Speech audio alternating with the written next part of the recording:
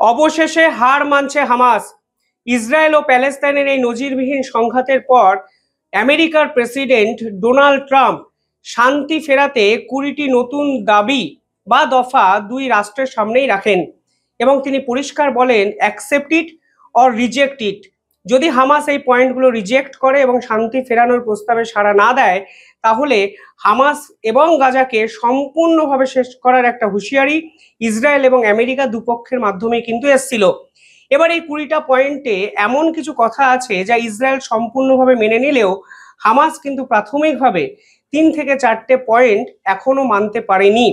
এর মধ্যেই Donald Trump আজকে সকালে ইসরায়েলকে স্পষ্ট নির্দেশ দিয়েছেন তারা যেন গাজার উপরে বোম্বিং করা থেকে বিরত থাকে। অর্থাৎ আভাসটা স্পষ্ট, হামাসের কাছেও কোনো নতুন অপশন নেই। হামাস এই যুদ্ধে আত্মসমর্পণ করছে এবং অবশেষে গাজাকে নিয়ে, প্যালেস্তাইনকে নিয়ে আন্তর্জাতিক মহল এক নতুন দিক কিন্তু দেখতে চলেছে, তা কিন্তু পরিষ্কার হয়ে গেছে। ভারতের প্রধানমন্ত্রী নরেন্দ্র মোদী পাল্টা টুইট করেছেন, সেখানে তিনি ডোনাল্ড ট্রাম্পের এই শান্তি প্রস্তাব ফেরানোর যে উদ্যোগ সেটাকে সাধুবাদ জানিয়েছেন এবং ভারত এখানে টোটালি ব্যালেন্সড একটা জায়গায় অবস্থান করছে, যেখানে পরিষ্কারভাবে ভারতের দাবি ছিল প্রথম থেকেই যে কোনো অবস্থাতেই যুদ্ধ যেন না হয় এবং সাধারণ মানুষের যদি ভালো হয় সেই রকম পদক্ষেপ দু রাষ্ট্রের পক্ষ থেকেও যেন নেওয়া হয়। যদিও ভারতের এই চেষ্টা প্রথম থেকেই, লাগাতার যুদ্ধ বন্ধ করার এই চেষ্টা আজকের দিনে দাঁড়িয়ে এসে বোঝা যাচ্ছে সাফল্যের মুখ দেখতে শুরু করেছে। আজকের ভিডিওতে আমি সেই 20টা পয়েন্টস নিয়ে আলোচনা করব যেগুলো সকলের জানা উচিত এবং অবশেষে হামাস কেন আত্মসমর্পণে বাধ্য হলো সেই বিষয়গুলো আপনাদের সামনে বিশ্লেষণের আকারে আমি তুলে ধরবো। যারা এই চ্যানেলটি দেখছেন, ছোট্ট একটা অনুরোধ, দ্য ইন্ডিপেন্ডেন্ট নেটওয়ার্ক এই চ্যানেলটিকে ভালো লাগলে একটু সাবস্ক্রাইব করবেন এবং পাশে থাকা বেল আইকনটি ক্লিক করে পরবর্তী জিওপলিটিক্যাল ভিডিওর আপডেট সংগ্রহ করবেন। ইতিহাস থেকে বর্তমান, সময় থেকে সমাজ, দেশ থেকে বিদেশ, ইতিহাস শুধু বইতে নয়, দেখবেন ভিডিওতেও। এই নেটওয়ার্ক এখন অনেক বড়। আপনারা দেখছেন দ্য ইন্ডিপেন্ডেন্ট নেটওয়ার্ক। ইসরায়েল এবং প্যালেস্তাইনের এই নজিরবিহীন সংঘাতের পর ডোনাল্ড ট্রাম্প শান্তি ফেরাতে 20টি নতুন দাবি কিন্তু প্রস্তাব করেন আন্তর্জাতিক মহলে। ইসরায়েল এবং প্যালেস্তাইন দুপক্ষের কাছেই এই দাবি মেনে নেওয়া ছাড়া কোনো অপশনও এই মুহূর্তে নেই। প্রথমত, এই দাবিতে প্রথমে বলা হয়েছে ইমিডিয়েট সিজফায়ার করা প্রয়োজন এবং তিনি নির্দেশ দিয়েছেন ইসরায়েলকে যে এখন যেন বোম্বিং গাজার উপরে তারা বন্ধ করেন।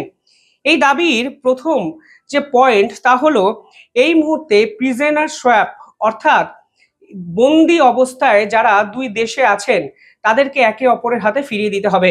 ইসরায়েল মূলত এই যুদ্ধ কিন্তু লড়ছিল 3টে প্রধান দাবি রেখে। তার প্রথম দাবিটি ছিল হামাসকে শেষ করতে হবে সম্পূর্ণভাবে, এনসুরিং হোস্টেজেস সিকিউরিটি, অর্থাৎ যারা বন্দি অবস্থায় আছেন তাদেরকে ফিরিয়ে দিতে হবে, এবং 3 নম্বর হলো ইসরায়েলের ফিউচার সিকিউরিটি যেন বজায় থাকে সেটা যেন দেখতে হয়। ফলে ইসরায়েলের এই 3টে দাবি দেখুন, এই 20 দফা দাবির মধ্যে কোথাও না কোথাও ঢুকে আছে। ফলে স্পষ্ট বোঝা যাচ্ছে এই যুদ্ধে হামাসের আত্মসমর্পণ করা ছাড়া আর কোনো অপশন আপাতত বেঁচে নেই। ইসরায়েল দাবি করেছে যে তাদের 43 থেকে 47 জন বন্দী এই মুহূর্তে হামাসের অধীনে আছে, তাদেরকে ফিরিয়ে দিতে হবে এবং হামাস কিন্তু এগ্রি করেছে যতজন বন্দী মৃত বা মৃতপ্রায় অবস্থায় আছেন তাদেরকে ফিরিয়ে দেওয়া হবে, সেটা কিন্তু হামাসের পক্ষ থেকে জানানো হয়েছে। পাশাপাশি ইসরায়েল 2000-এর বেশি প্যালেস্তাইনিকেও ছেড়ে দেবে তাদের জেল থেকে। দ্বিতীয়ত, এখানে যেটা ইম্পর্টেন্ট বিষয় তা হলো হামাসকে সম্পূর্ণভাবে অস্ত্র ছাড়তে হবে, অর্থাৎ কোনো রকম উইপন তারা রাখতে পারবেন না। এমনকি গাজা যদি শহরটাকে আপনারা দেখবেন তারা তাদের যুদ্ধের সুবিধার্থে অনেকগুলো টানেল বানিয়েছিল মাটির তলায়, কখনো মেট্রো টানেল, কখনো হসপিটালের তলায়, কখনো স্কুলের তলায়।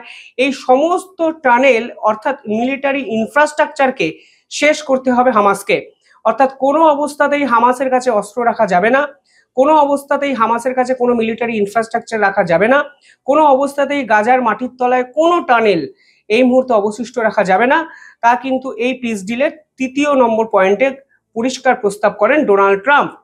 চতুর্থত, এখানে বলা হয় যে ইন্টারন্যাশনাল ট্রানজিশনাল অথরিটি, অর্থাৎ এই মুহূর্তে গাজাকে কন্ট্রোল করার জন্য একটি বোর্ড অফ পিস গঠন করা হবে। অর্থাৎ এই নিউট্রাল বোর্ডটি গাজাকে প্রাথমিকভাবে কিন্তু চালনা করবে। সেখানে দেশ বিদেশের কোনো নাগরিক থাকতে পারেন, কোনো সমাজ সচেতন ব্যক্তি থাকতে পারেন, কোনো পলিটিক্যাল পার্সন থাকতে পারেন, অর্থাৎ নিউট্রাল একটি বোর্ড গঠন হবে যাদের দায়িত্বই হবে গাজাকে আপাতত সঠিক পথে চালনা করা।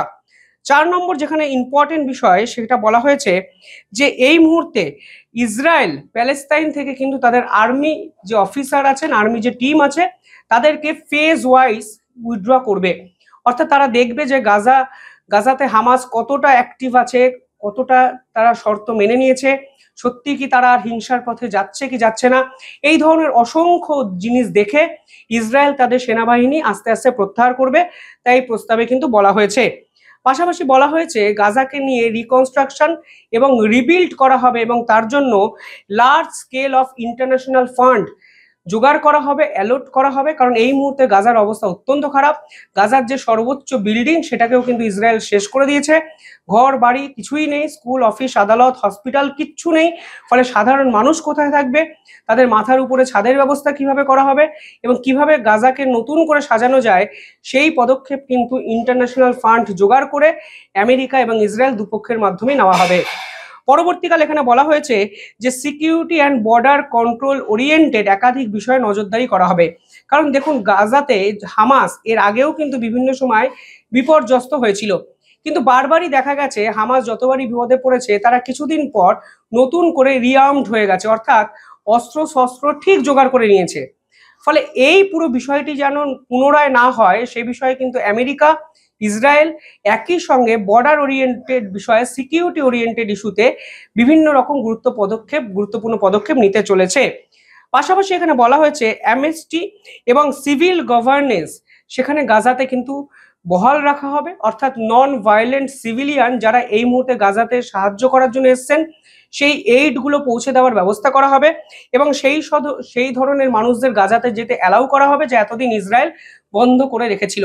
অর্থাৎ সামগ্রিক একটা প্রয়াস এই মুহূর্তে আমেরিকার এই শান্তি চুক্তির প্রত্যেকটি পদক্ষেপে দেখাতে চলেছে, যা গাজাকে নতুন করে রিভাইভ করা, রিকনস্ট্রাক্ট করা, রিবিল্ড করা এবং আগের জায়গায় ফিরিয়ে নিয়ে যাওয়ার জন্য ইম্পর্টেন্ট বলে বিশেষজ্ঞরা বলছেন।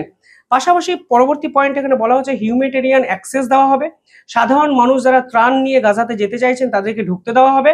এতদিন যে ব্লকেজগুলো ইসরায়েলের পক্ষ থেকে করে রাখা হয়েছিল সেগুলোকেও খুলে দেওয়া হবে, কারণ এই মুহূর্তে গাজাতে যে ধরনের যে কিছু মানুষ বেঁচে আছেন তাদেরকে বাঁচানো উচিত এবং তাদেরকে বাঁচানোর জন্য এই মুহূর্তে খাদ্য, বস্ত্র, বাসস্থান এই পার্টিকুলার ইস্যুগুলোকে সিকিওর করতে হবে।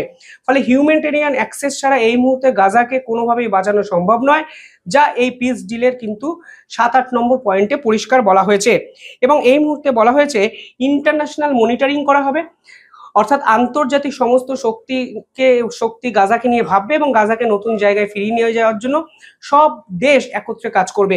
অর্থাৎ সামগ্রিকভাবে যদি এই প্রত্যেকটি পয়েন্ট আপনারা বিশ্লেষণ করেন দেখবেন এই পার্টিকুলার পিস ডিলের ফলে হামাসের ভবিষ্যৎ কিন্তু অনিশ্চয়তার দিকে চলে গেল, কারণ হামাসের কাছে অস্ত্র থাকবে না, তাদের কাছে কোনো মিলিটারি ইনফ্রাস্ট্রাকচার থাকবে না, তাদেরকে গাজা ছাড়তে হবে, তারা কোনো রকম লড়াই, ঝগড়া, যুদ্ধ কোনো কিছুর প্রবণতা দেখাতে পারবে না। শুধুমাত্র এই পিস ডিল করা হচ্ছে গাজায় যে সাধারণ মানুষ বেঁচে আছেন তাদেরকে ভালো রাখার জন্য, তাদেরকে আগের জায়গায় ফিরিয়ে নিয়ে যাওয়ার জন্য। এবং আজকে দেখুন সকালে ডোনাল্ড ট্রাম্প ইসরায়েলকে তাই স্পষ্ট নির্দেশও দিয়েছেন যে কোনো রকম বোম্বিং এই মুহূর্তে যেন গাজাতে তারা না করেন। এবং ভারতের প্রধানমন্ত্রী টুইট আমি দেখাচ্ছি, সেখানেও তিনি ডোনাল্ড ট্রাম্পের এই পিস ওরিয়েন্টেড এই যে পার্টিকুলার ইনিশিয়েটিভ সেটাকে তিনি ওয়েলকাম করেছেন।